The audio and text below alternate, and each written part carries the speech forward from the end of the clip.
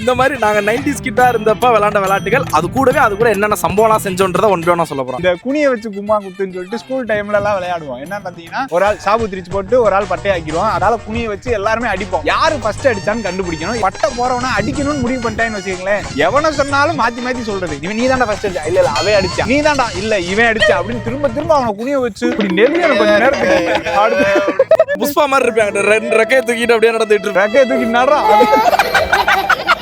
2 நாளைக்கு நடக்கும்.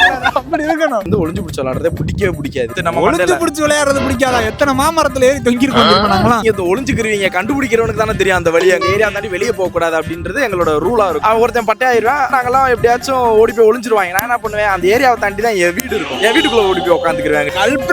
எல்லாத்துலயும் ரூல்ஸ் மீறது. ஆனா வந்து ஒளிஞ்சு பிடி பண்ணும் போதே யார் எங்களுக்கு ஒளிறாங்கன்னு பாத்துட்டு தான் ஒளி. இதுக்கு நான் எவ்வளவோ பரவாயில்ல.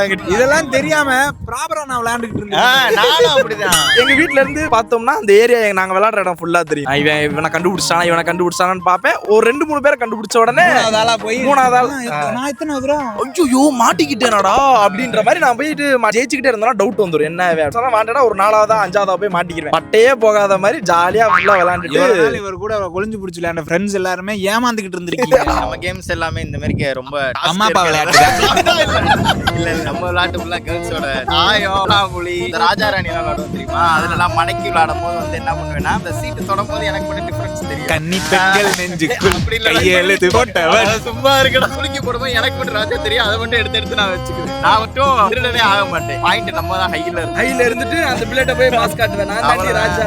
இது 2 இதுதான் எடுக்கிறது. நம்ம யாரும் அவுட் ஆக கூடாதுன்னா அவங்களுக்கு ஊருக்கு போனோம்னு வச்சுக்கோங்க, பசங்களோட வந்து எங்க ஆச்சி வந்து துணி துவச்சிக்கிட்டு இருப்பாங்க. துணியை காய போட்டது அந்த கல்லு சுப்பா இருக்குன்னு சொல்லிட்டு ஒரு பட்டையை போட்டு ஒரு சந்தனத்தை வச்சு ஒரு குங்குமத்தை வச்சு சாமி கும்பிட ஆரம்பிச்சிருவோம். சாமி வந்து எல்லாத்தையும் அப்படியே ஊர்வலம் போறதுக்கு வரி வந்து வசூல் பண்ணுவோம். ஒரு வீடா சக்கரை பொங்கல் வைக்க போறோம், கூட்டாஞ்சோறு ஆக்க போறோம்னு சொல்லி சரியா ஏற்றி விடுவோம். அது போய் ஏச்சுன்னா திட்டு விழும். அது திருநெல்வேலியில அத வரி வசூல் பண்ணிட்டு ஒரு வீடா போய் அப்படியே சப்பரம் மாரி தூக்கிட்டு வந்துட்டு பசங்க எல்லாரும் சேர்ந்து விளையாண்டுக்கிட்டு இருக்கோம். அப்பயே கலெக்ஷன் போட ஆரம்பிச்சிட்டேன்.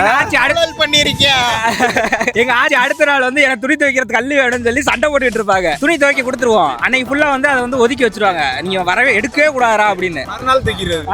பக்கத்துல செங்கக்கல் இருக்கும். செங்கக்கல்ல ஒரு பட்டையை போட்டு நாமத்தை போட்டு அடுத்தது ஸ்டார்ட் பண்ணிடுவோம்.